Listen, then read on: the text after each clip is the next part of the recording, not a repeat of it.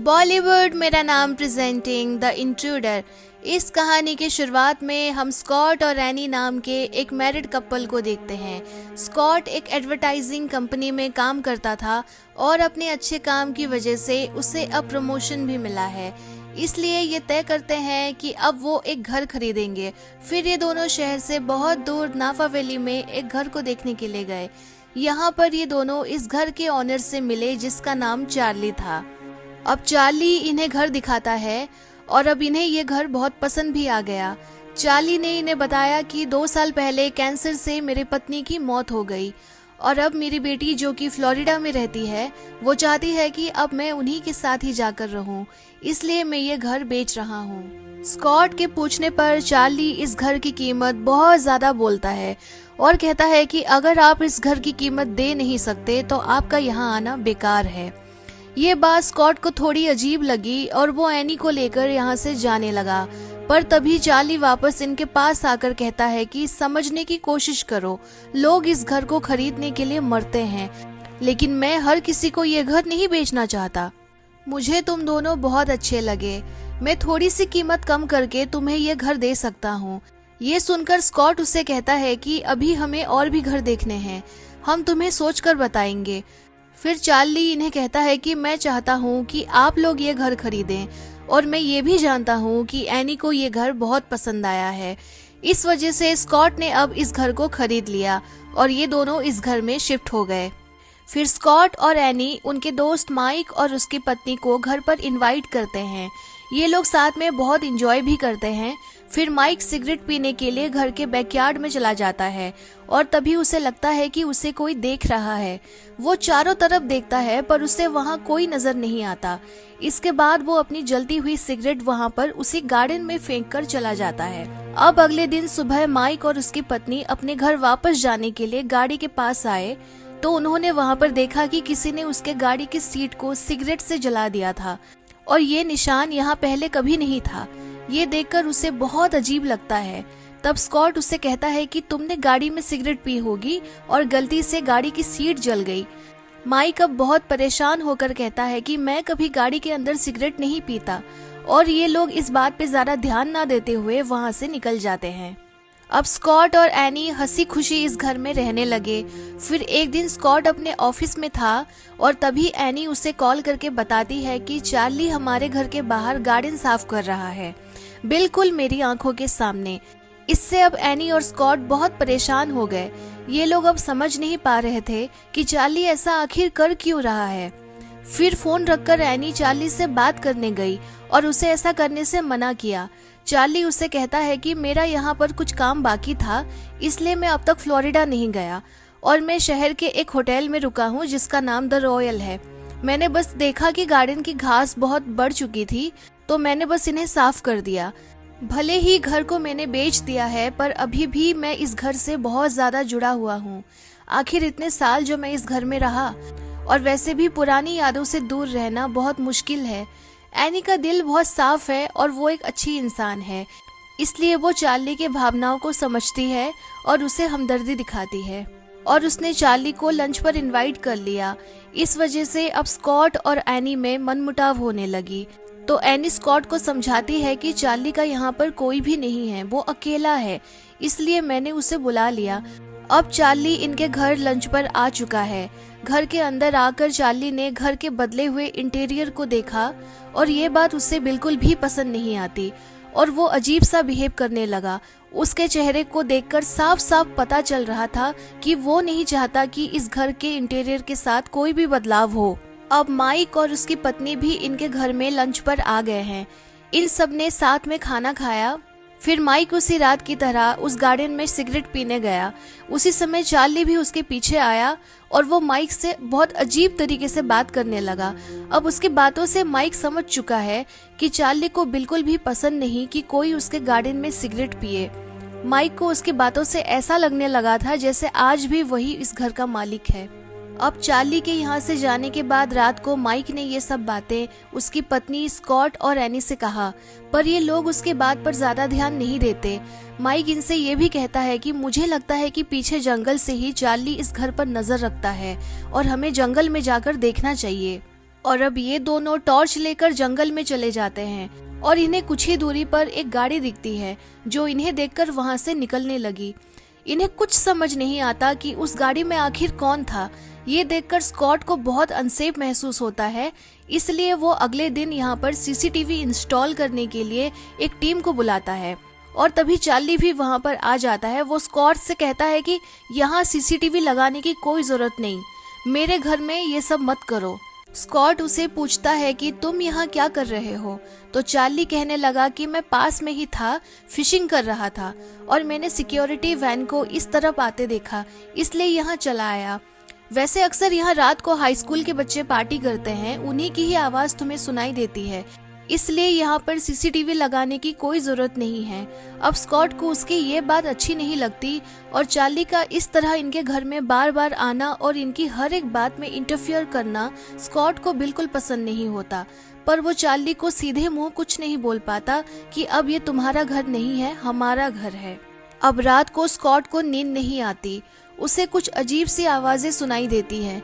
उसे लगता है कि घर में कोई ना कोई तो जरूर है और वो जब बाहर जाकर देखता है तो वहाँ बच्चों की आवाज आती है और उसे लगता है कि चार्ली ने जो कुछ भी कहा था वो एकदम सही था। तभी हम देखते हैं कि चार्ली भी वहाँ पर है, जिसे स्कॉट नहीं देख पाता। इसका मतलब ये है कि चार्ली हमेशा इस घर के आसपास रहता है। अगले दिन स्कॉट और एनी शॉपिंग से लौटते समय देखते हैं कि चार्ली एक बार फिर से इनके घर के बाहर बंदूक लिए खड़ा है। ये देखकर स्कॉट बहुत गुस्से में आ गया और उसने तुरंत चार्ली से बंदूक नीचे फेंकने को कहा। तो चार्ली उसे कहने लगा कि मैं शिकार कर रहा था, हिरन ने ये बगीचा खराब कर दिया, तो मैं बस फूलों के लिए थोड़ी सी मिट्टी ला रहा था। स्कॉट उसे कहता है कि इस घर में दोबारा बंदूक नहीं आनी चाहिए। एनी को ये सब सुनकर अच्छा नहीं लगता, दरअसल अब भी उसके दिल में चार्ली के लिए सिंपैथी है। अगले दिन एनी क्रिसमस के लिए घर को सजा रही थी, तभी चार्ली फिर से इनके घर पर आया और उसे एक वाइन की बोतल गिफ्ट की। स्कॉट इस वक्त घर में नहीं था। एनी उसे घर में इनवाइट करती है और ये दोनों बातें करते हैं। यहाँ हम देखते हैं कि चार्ली के मन में एनी को लेकर कुछ ना कुछ तो है जिसे वो बयां नहीं कर रहा। स्कॉट अब घर वापस आ गया है और उसे पता चलता है कि चार्ली फिर से घर पर आया था। इस वजह से उसके और एनी के बीच में बहस होने लगी और ये दोनों अलग अलग कमरे में सो गए। तभी स्कॉट को अजीब सी आवाजें आने लगी और उसे लगा कि घर के अंदर कोई है। स्कॉट ने वहां चार्ली की परछाई भी देखी। स्कॉट ये अब एनी को बताता है कि मुझे लगता है कि चार्ली घर के अंदर आता है, पर एनी कहने लगी कि हम घर के सारे लॉक्स बदल चुके हैं, साथ ही चारों तरफ कैमरास भी लगे हैं, तो कोई अंदर कैसे आ सकता है। इस घर के अंदर हमारे अलावा कोई नहीं आ सकता। पर सच तो ये था कि चार्ली इनके घर के अंदर आता था। कहीं ना कहीं उसे अब एनी की तरफ ऑब्सेशन होने लगा है, पर एनी इस बात को नहीं मानती। उसके बाद स्कॉट को एक पुराना नेबर मिलता है जो बातों ही बातों में उसे बताता है कि चार्ली की पत्नी की मौत किसी बीमारी से नहीं हुई थी, बल्कि उसने अपनी जान खुद ली थी। पुलिस को शक है कि उसने अपनी पत्नी को मारा था, पर उनके पास कोई सबूत नहीं था, इसलिए वो उसे अरेस्ट नहीं कर पाए। अब घर आकर स्कॉट एनी को ये सब बताता है, पर एनी ने उसकी बातों पर यकीन नहीं किया। रात को ये दोनों एक रेस्टोरेंट में डिनर करने के लिए जाते हैं और वहीं पर वो होटल था जहां चार्ली ने बताया था कि वहां वो स्टे कर रहा है। स्कॉट वहां जाकर चार्ली को बुरा भला कहने लगा और ये भी कहा कि तुम दोबारा मुझे अपनी शक्ल भी मत दिखाना और मेरी पत्नी से दूर रहो। अगले दिन सुबह स्कॉट रनिंग के लिए निकला और तभी पीछे से एक गाड़ी उसे टक्कर मार देती है, जिसके बाद स्कॉट को हॉस्पिटल ले जाया गया। अब स्कॉट को पूरा यकीन है कि उसका ये एक्सीडेंट चार्ली ने ही किया है, इसलिए वो अपने दोस्त माइक को कॉल करके कहता है कि चार्ली के बारे में सब कुछ पता लगाओ, वो घर के साथ साथ एनी के लिए भी पागल है। दूसरी तरफ हम एनी को देखते हैं, जिससे मिलने चार्ली एक बार फिर से घर में आ गया। वो एनी से कहने लगा कि मुझे स्कॉट के बारे में पता चला, तो मुझे लगा कि मैं तुमसे मिलूं और खाने के लिए भी कुछ लेता चलूं। और वो स्कॉट का हाल पूछने लगा और अपनी पत्नी के मौत के बारे में बोलने लगा और ये सब कह के एनी को इमोशनल करने लगा।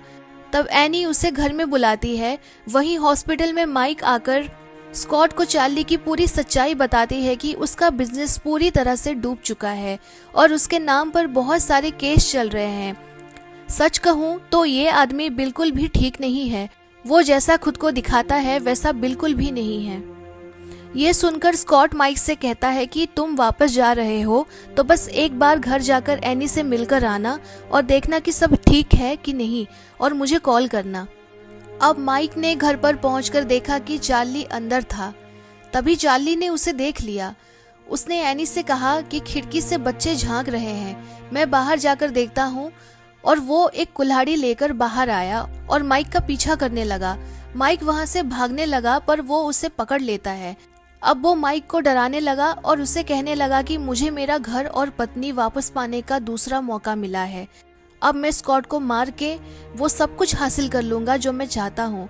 इससे पहले कि माइक यहाँ से निकल पाता, चार्ली उसे मार देता है।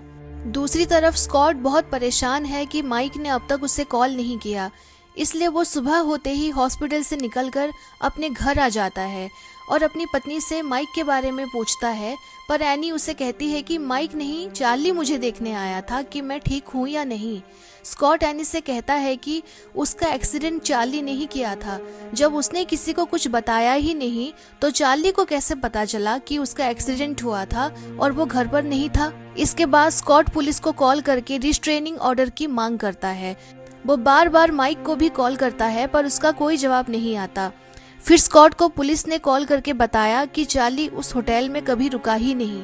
उसके बाद ही उस आदमी के पास गया जिससे माइक ने चार्ली के बारे में सारा इन्फॉर्मेशन पता किया था। इस आदमी ने स्कॉट को बताया कि माइक से अब तक किसी की भी बात नहीं हो पाई है। स्कॉट को एक और बात पता चलता है कि चार्ली की बेटी ने 2 साल पहले अपना नाम बदल लिया है। अब स्कॉट उसकी बेटी का नंबर लेकर उसे कॉल करता है और बताता है कि मेरी पत्नी और मैंने तुम्हारे पिता का घर खरीदा है। ये सुनकर चार्ली की बेटी डर गई और उसने फोन काट दिया। फिर हम देखते हैं कि घर पर एनी के पास चार्ली फिर से आ गया है और उसे प्रपोज करता है, लेकिन वो किसी तरह उसे समझा बुझाकर वहां से जाने के लिए कहती है। पर अभी उसे घर के अंदर से कुछ आवाजें आ रही हैं, इसलिए एनी ऊपर जाकर देखती है तो उसे एक सीक्रेट दरवाजा मिलता है और आगे अंधेरा होने की वजह से वो एक जगह गिर भी जाती है। वहाँ एक बहुत ही अजीब सा सीक्रेट रूम था जहाँ पर कोई रहता है। एनी अब समझ चुकी है कि चार्ली का असली घर यही है। वो घर बेचने के बाद भी इस जगह पर ही रहता था और उस रॉयल नाम के होटल में बस खाना खाने जाता था। एनी अब लगातार आगे बढ़ने लगी और उसे पता चला कि इसका दरवाजा उसी घर के बाहर ही निकलता है, इसलिए चार्ली बिना दरवाजा खोले यहीं से ही कभी भी घर के अंदर आ जा सकता है। अब वो बाहर आकर चार्ली को देखती है, तभी चार्ली उसे देख लेता है। अब एनी भागने लगी और तभी उसने वहां पर माइक की लाश भी देखी, जिससे वो बहुत बुरी तरह से डर गई। अब चार्ली और एनी के बीच हाथापाई होने लगी और एनी के सिर में चोट लगने की वजह से वो बेहोश हो गई। वहीं दूसरी तरफ हम स्कॉट को देखते हैं, जिससे चार्ली की बेटी का कॉल आता है और वो उससे बताती है कि मेरे पिता चार्ली ने ही मेरी मॉम को मारा है, वो एक पागल आदमी है। इधर घर में चार्ली एनी को पकड़ के घर के ऊपर ले गया, जहां वो एनी के साथ जबरदस्ती करने की कोशिश करता है। अब स्कॉट भी घर पर आ चुका है। चार्ली ने यहाँ पर एनी के हाथ पैर बांध दिए और नीचे स्कॉट को मारने चला गया। इन दोनों के बीच में हाथापाई होने लगी, जिसमें स्कॉट को चोट लगने की वजह से वो बेहोश हो गया और चार्ली एक बार फिर से एनी के साथ जबरदस्ती करने के लिए पहुंच गया। पर तभी स्कॉट को होश आ जाता है और वो चार्ली के ऊपर हमला कर देता है। जब ये दोनों लड़ रहे थे तब एनी ने पीछे से आकर चार्ली के ऊपर चाकू से हमला कर दिया। उसके बाद चार्ली अपने उसी सीक्रेट रूम में गन लेने के लिए जाता है। तभी स्कॉट और एनी एक अंधेरे कमरे में छुप गए और अब चार्ली उस कमरे में आता है। तभी स्कॉट उसके ऊपर हमला कर देता है और उसकी गन को छीनकर उसे गन पॉइंट पर ले लेता है। फिर चार्ली उसे कहता है कि तुम में इतनी हिम्मत नहीं कि तुम मुझे मार पाओ, क्योंकि तुम दुनिया के सबसे बड़े डरपोक हो। तभी एनी पुलिस को कॉल करके कहती है कि हमारे घर में एक घुसपैठिया घुस गया था जिसने हम पर हमला किया, इस वजह से मेरे पति ने उसे गोली मार दी। यानी कि वो पुलिस को पहले से इन्फॉर्म कर देती है कि चार्ली मारा गया। ये सुनकर चार्ली डरकर चिल्लाता भी है, पर तभी स्कॉट उसे गो टू हेल कहकर गोली मार देता है। इस तरह से उस साइकोपैथ चार्ली का अंत हो जाता है। ये मूवी रिलीज हुई थी सन 2019 में और इसकी IMDb पर रेटिंग है 5.6। आशा करते हैं कि आपको ये कहानी पसंद आई होगी।